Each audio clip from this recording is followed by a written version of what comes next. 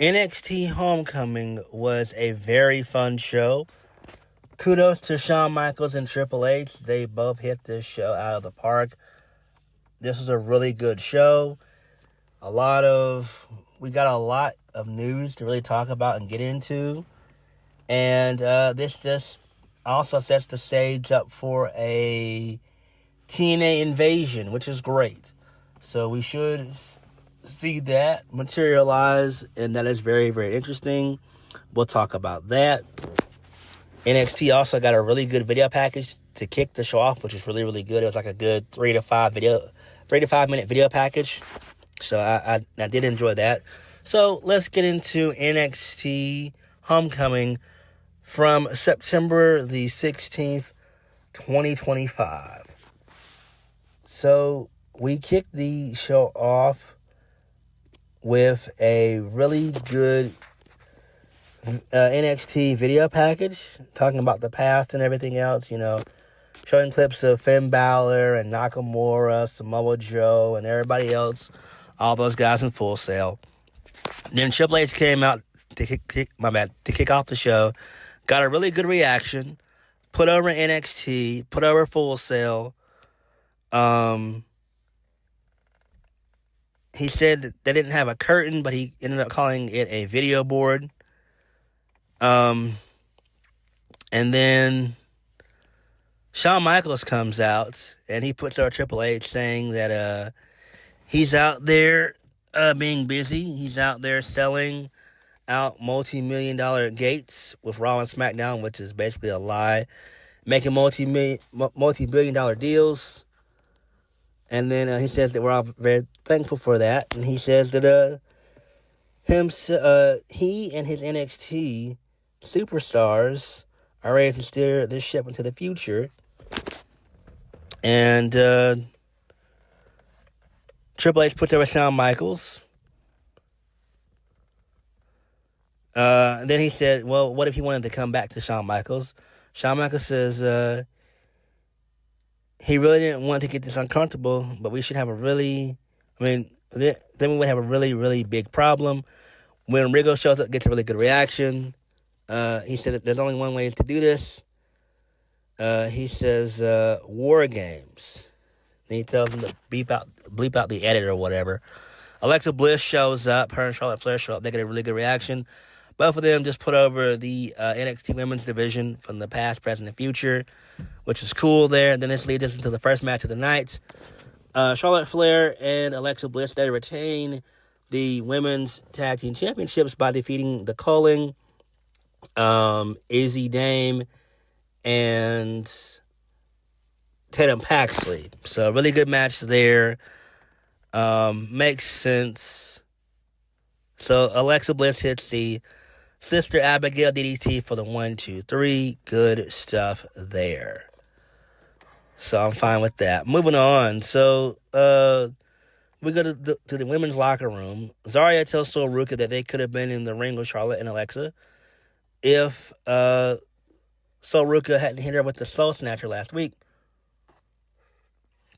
So basically, Sol Ruka apologized about what happened already. Zarya says that Sol was the best athlete in NXT. You really believe that she didn't see where Zarya was standing. So Zarya wanted Sol Ruka to stop in mid-flight, basically. They begin to argue.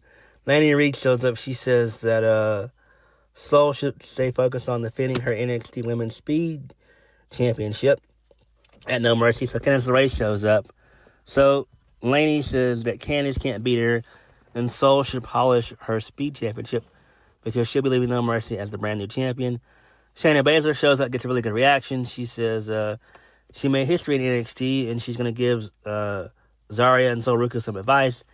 Fix whatever issues are brewing between the two of them, because Shayna was a double champion before, and she wished she could have apologized for her behavior in the past. Shayna tells Sol Ruka and Zarya to fix this, and then that was it. So good stuff there.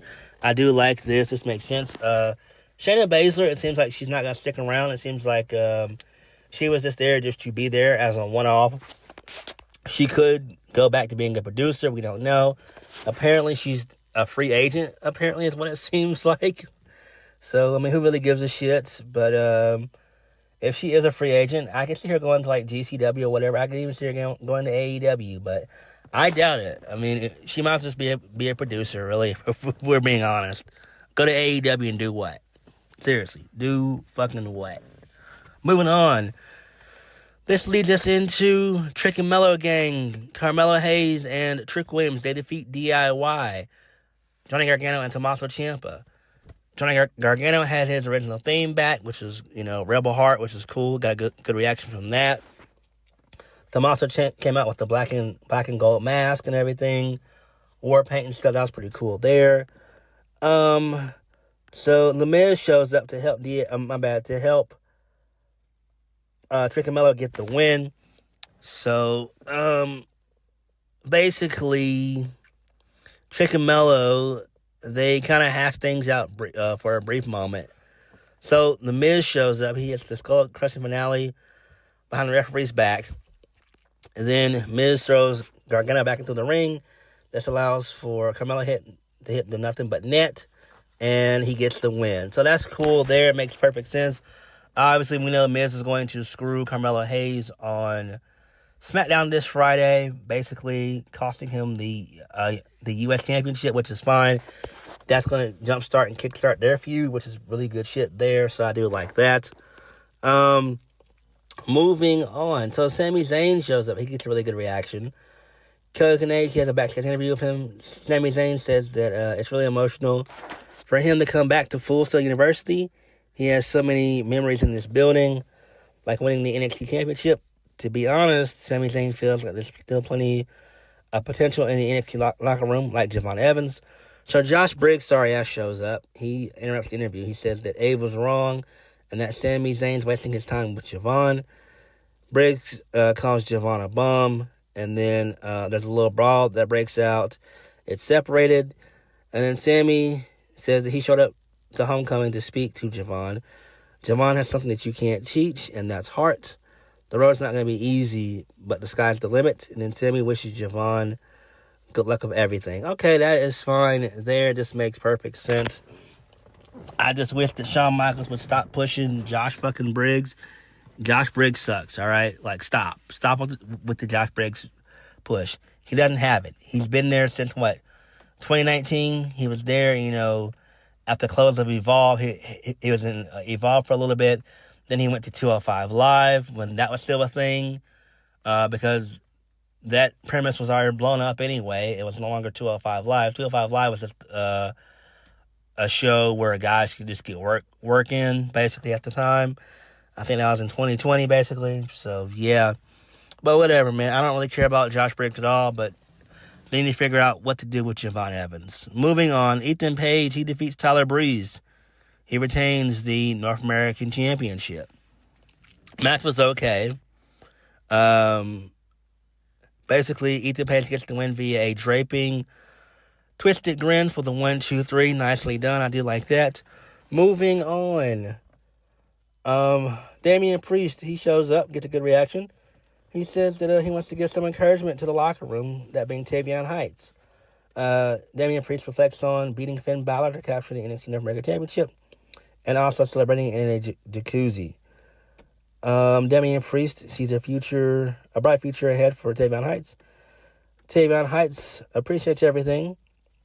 Damian Priest had a conversation with Ava, and at NXT No Mercy, Tavion Heights is going to take on Ethan Page for the NXT North American Championship. Priest says that he'll always be there if Tavion Heights needs any advice. Okay, this is fine. This makes perfect sense. I see where they're going with this.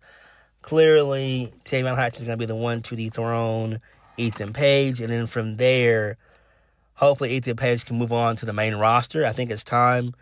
Ethan Page has been in NXT for a while. Far too long, if you ask me.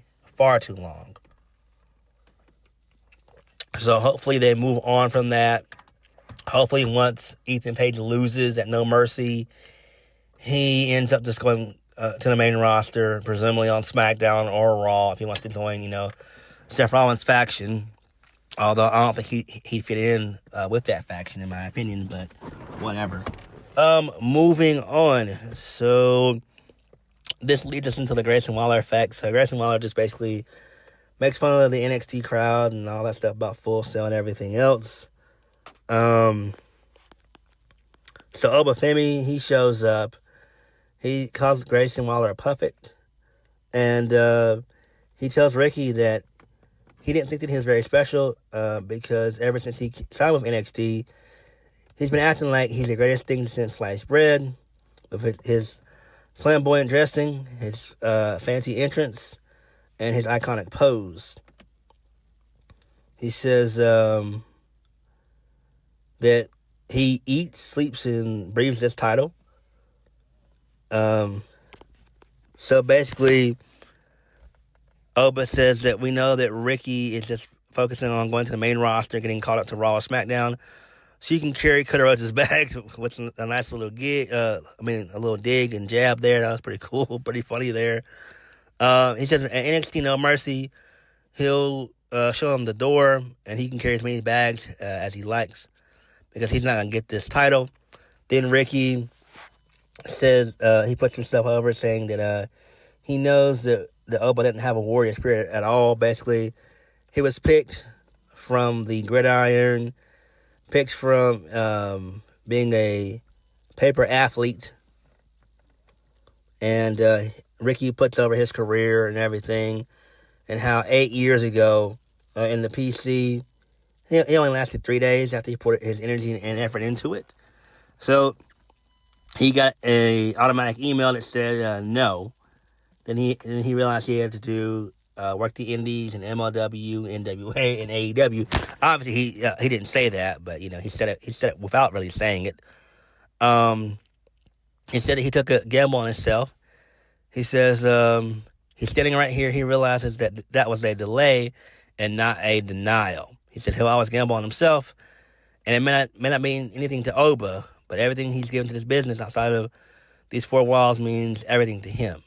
And at No Mercy, he's not going to be delayed. He's not going to be denied. He's going to be the NXT champion because he's absolute Ricky freaking Saint. So I do like that. So Trick shows up. He didn't want to hear the squabble between Obafemi and Ricky Saints. So basically, he said that the only reason why Ricky's here is because of Trick and Oba and their history. So basically, Grayson Waller breaks the news saying that he knows that this is going to piss off a lot of TNA fans, but he's going to talk to Santino and Ava. And next week, it's going to be title versus title. It's going to be Trick Williams versus Obafemi for the NXT Championship and the TNA Championship. So that's great there. Oba says that next week he's going to beat up Trick and take that TNA Championship, and then at No Mercy he's going to successfully defend both titles against him and send him out in a disgrace because that's the Obafemi rub. So good stuff there. I do like this. This makes perfect sense. Clearly, this is setting up for an invasion angle. Obviously, we know neither Trick or Oba are going to lose clean at all, and so this does scream no contest. This is common fucking sense at this point. Moving on, this leads us into the No Quarter Catch crew. So Charlie said that he had a glorious run with Bobby Roode and Joe Hendry. Bobby says the former TNA World Champion, Bobby will be rooting for Joe Hendry and his aspirations for becoming the NXT champion. Winning the NXT championship. So I do like that. That's pretty cool there. So it seems like Joe Hendry is like probably 85% done with TNA, and he's about to basically be with NXT.